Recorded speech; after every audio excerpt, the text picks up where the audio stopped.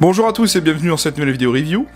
Et aujourd'hui, comme vous le voyez à cette belle boîte bleue, je vais vous présenter le Smith & Wesson modèle 629 classique de 6,5 pouces. Donc une belle boîte nous présentant une photo de la réplique avec quelques petites specs en dessous. Sur le flanc à gauche, comme d'habitude avec Umarex, on a le produit en question. On est bien sur le 629 classique 6,5 pouces. Alors c'est une réplique qui m'a été prêtée par Vince de Gearbox Custom Airsoft, c'est de sa collection perso. Et donc je le remercie de me l'avoir prêté pour faire la review. Donc allons-y. Alors à l'intérieur, comment ça se comporte? Un petit papier bulle, et voilà la réplique. Donc on a la réplique, on va y venir après, une petite clé Allen pour régler le hop-up, et le manuel classique de chez Umarex. Et voici donc la réplique du jour. Le 629 modèle 6,5 pouces, enfin le Smith & Wesson 629 pardon, un très beau revolver en calibre 44 Magnum, et on commence par l'arme réelle. Le Smith & Wesson modèle 29 est un revolver en double action de calibre 44 Magnum fabriqué à partir des années 1950 par la compagnie américaine Smith & Wesson. Ce revolver a été notamment rendu célèbre par la série de films L'inspecteur Harry, avec Clint Eastwood dans le rôle de Harry Callahan. Lors de sa sortie en 1955, cette arme avait pour qualificatif de revolver le plus puissant du monde. Le premier modèle de Smith & Wesson modèle 29 est apparu en 1955 sous l'appellation 44 Magnum, et subira plusieurs modifications jusqu'en 1994. Les premiers modèles étaient désignés par un nom, exemple Smith & Wesson Bodyguard, Heavy Duty, Military and Police, Outdoorsman, auquel pouvait être associée une date ou le calibre. Construit en acier inoxydable, le modèle 629 est introduit durant les années 1980. Il est proposé avec des canons de 4 à 6,5 pouces anglais, ces deux longueurs de canon étant réservées à des séries limitées. Il peut ainsi mesurer de 23,5 à 30,5 cm pour une masse allant à vide de 1,2 à 1,4 kg. Ici, cette réplique Smith & Wesson du modèle 629 classique en 5,6 pouces nous est proposée par Umarex. Il fonctionne au CO2 et il est idéal comme backup lors de vos parties d'airsoft.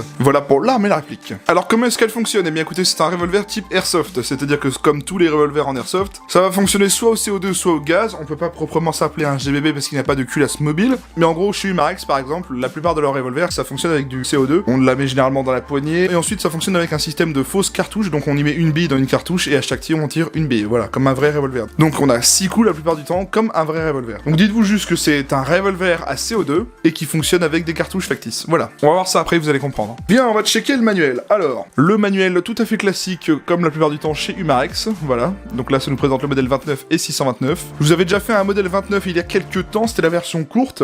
Donc les manuels Umarex sont très bien faits, ils sont traduits en anglais, allemand, français et espagnol. Donc là, voilà, on y apprend les différentes parties de la réplique. Ça va vous apprendre le tout. Donc ça va vous apprendre à comment ouvrir le barillet, comment charger les fausses cartouches et les insérer dans la réplique, comment mettre la sparklet de CO2 à son emplacement, comment régler le guidon et l'écran de mire, comment armer la réplique avec le marteau, etc.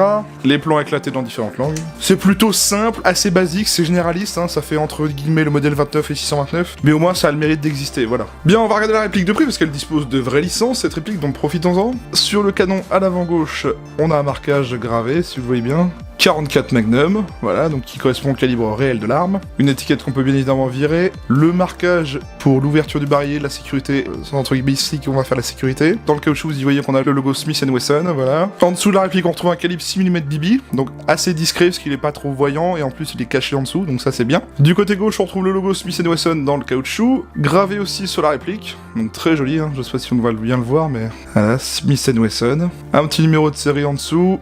Ici on a l'Insed, the trademark of Smith & Wesson, 629 classique 6,5 pouces, voilà. Un gravage 629 classique.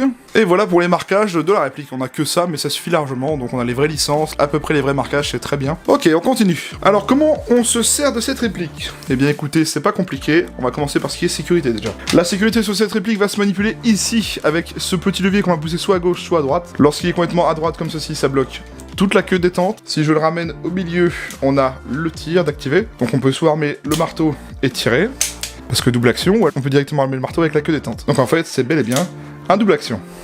Et donc si on pousse encore une fois ce levier complètement vers l'avant de la réplique, ça nous permettra d'aller ouvrir le barillet. Donc je répète, pour ouvrir le barillet, on pousse vers l'avant et on décale le barillet vers la gauche. Voilà, il sort. On pourra bien évidemment retirer les douilles. Donc ce sont de fausses douilles en métal dans laquelle on va aller mettre une bille et ensuite le CO2 passera ici pour pousser la bille directement vers l'avant. Donc on en a 6 de fournis avec la réplique, sachez qu'on peut aussi les acheter à part. Et voilà, sachez que de base on avait 6. Sur le barillet, on a aussi cette petite tige qui nous permettra, vous voyez, de pousser l'éjection des cartouches, voilà. C'est une reproduction de l'éjecteur, voilà. Vous voyez, si j'appuie sur la tige, ça nous aide à sortir les douilles, voilà. On referme tout simplement en le repoussant comme ceci, voilà. Les organes de visée, 2 crans de mire sans marquage à l'arrière, et un guidon avec une petite fibre optique rouge, ça nous ferait une très bonne visée. Sachez que le cran de mire à l'arrière est réglable, hein, on peut le rehausser, avec la petite vis juste au-dessus pour pouvoir le rehausser si vous le souhaitez, donc voilà. Et puis bah voilà, dans le fonctionnement c'est tout bête, hein, c'est juste comme ça, donc bah on va pas détailler plus, on va continuer. Le réglage du hop-up sur cette réplique, il va se faire avec la petite clé Allen qui est fournie dans la boîte, celle-ci en l'occurrence, ne la perdez pas. Je vais vous montrer comment ça se passe, on va aller sur le dessus de la réplique, et le réglage hop-up va se faire ici dans ce petit trou au-dessus de la réplique, donc on y met la clé Allen, et on tourne d'un sens ou de l'autre pour régler le hop-up, tout simplement comme ceci. Donc voilà, il n'y a rien de très compliqué pour le réglage hop-up, hein, c'est vraiment au-dessus de la réplique, c'est accessible. Bon, entre nous, pour avoir déjà tiré avec, vous savez que la plupart des revolvers d'Airsoft, ils sont très mauvais en termes de hop-up. C'est juste pas une réplique vraiment faite pour tirer de loin, hein. Vous allez voir ça au test de tir après, vous allez comprendre. Pour insérer une capsule de CO2 dans cette réplique, ça va se faire dans la poignée. Vous remarquerez qu'en dessous, on a un tout petit creux là pour pas y mettre un doigt, et on va tout simplement pousser à ce niveau-là, vous voyez, et on ouvre la trappe, hein. Ça nous permet d'éjecter la plaquette de poignée, dans laquelle se trouve d'ailleurs, juste ici, au bout de mon pouce, la petite clé Allen qui est dissimulée directement dedans. Et donc l'emplacement de la capsule de CO2 est ici. Pour commencer, on va dévisser la petite vis au cul de la poignée ici, hop, donc comme ceci. Voilà, tout simplement. On y met la capsule, et on resserre le tout. Et voilà, on a installé la capsule de CO2. Et voilà, le CO2 est inséré dans la réplique, tout simplement. Bon, on va en profiter pour faire le test de tir à vide. Alors, le test de tir à vide, comme je vous l'ai dit, c'est un double action. Soit on va alarmer la queue détente, et comme ça on aura le tir de près, soit on va tout simplement utiliser le double action. C'est-à-dire qu'on va utiliser la queue détente pour alarmer le marteau. Et voilà, ça part. Vous avez vu, c'est un bruit assez prononcé quand même. Allez, je vais vous montrer un petit peu la queue détente de près. Donc une fois qu'on a armé le marteau, on est directement au point dur, hein, donc c'est... Il n'y a même pas de débattement, c'est très prononcé. C'est directement un mur, et après on a le tir. Voilà, ça part très fort. Si on n'arme pas le marteau au préalable, il va falloir faire toute cette course pour faire le tir. Vous voyez, donc là je pars, ça arme le marteau, ça fait tourner le barillet, et ça part. C'est pas filant du tout, au contraire, hein, c'est vraiment très dur à faire tirer.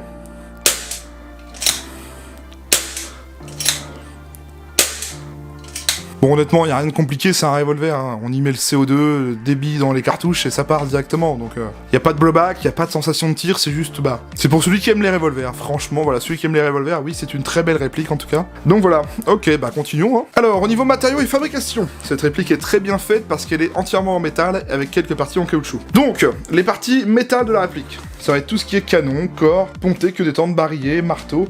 Organe de visée, tout est en métal, j'ai même pas à vous détailler, tout est en métal, à part cette partie-là. Ce sont les plaquettes qui sont en plastique, hein, les plaquettes de poignée à gauche et à droite, un petit peu caoutchouteux comme plastique, mais c'est assez rigide quand même. Puis sinon, en termes de finition, bon, c'est du Umarex, donc c'est quand même bien fini, vous voyez. On a une belle finition brillante avec cette réplique, alors attention aux traces de doigts, mais voilà. Puis on a les vraies licences, donc forcément, ça fait toujours un plus. Non, franchement, très belle finition pour les collectionneurs de revolvers, hein. Je vais maintenant vous parler des caractéristiques techniques. Alors, c'est une réplique de calibre 6 mm à propulsion CO2, disposant des modes de tir sécurité et semi-automatique, simple ou double action. Elle est annoncée par son fabricant à 1,8 joules, soit 440 fps. La longueur de son canon interne est de 135 mm, son diamètre est un 6,08 mm. Il s'agit du modèle 629 classique 6,5 pouces. Elle fait une longueur de 310 mm pour un poids de 1275 grammes. Elle est fabriquée entièrement en métal et polymère. Elle dispose d'un chargeur type barillet avec cartouche de 6 coups. Elle est de couleur argent et noir et c'est fabriqué par Umarex. Bien, on a fait le tour de la réplique. On va aller au test chronie et au test de tir et je vous retrouve juste après. Allez, à tout de suite.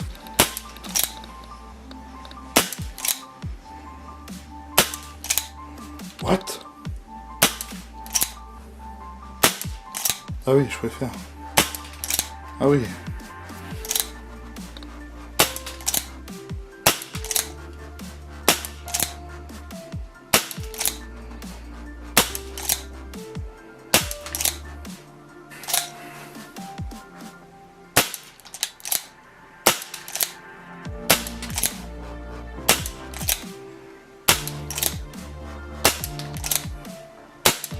Bien, allons-y.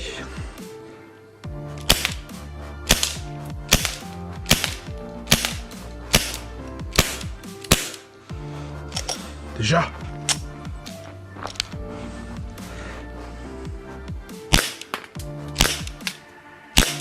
Oh là là.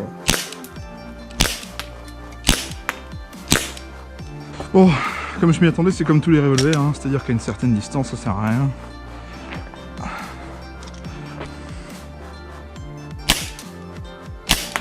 Oh.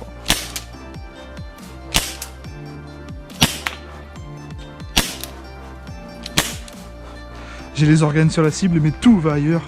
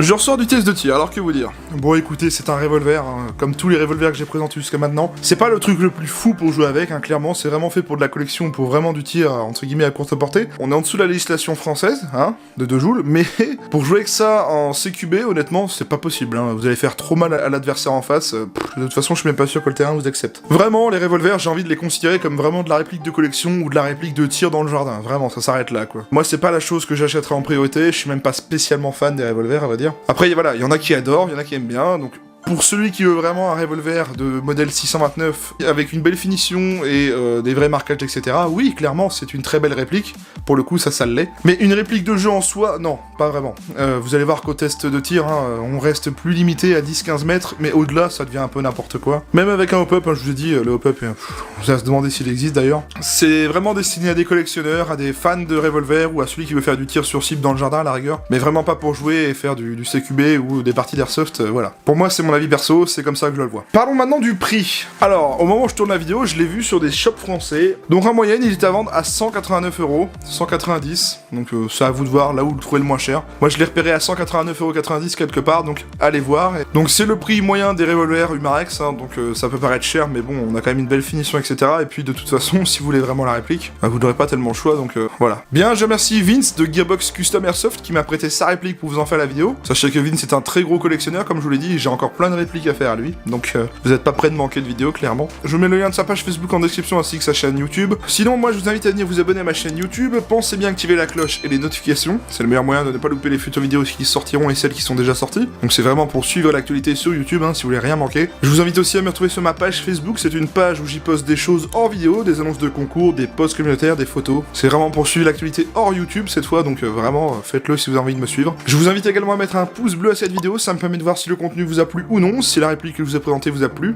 N'hésitez pas à me dire ce que vous avez pensé de cette réplique et si vous aimeriez l'acheter ou si vous avez des questions éventuellement sur cette réplique, peut-être que je pourrais y répondre. En tout cas voilà, sachez que la partie commentaire est vraiment là pour interagir, donc n'hésitez pas si vous avez une question. Pour finir, je vous invite à venir me retrouver sur mon serveur Discord, c'est un serveur qui est totalement gratuit, le lien est en description, présentez-vous juste à l'entrée du serveur et vous y aurez accès. Voilà. On arrive donc à la fin de cette vidéo, j'espère qu'elle vous aura plu. Je vous remercie tous de l'avoir regardé, je vous retrouve donc vendredi soir pour une prochaine vidéo review. D'ici là, prenez soin de vous, bonne semaine et salut à tous.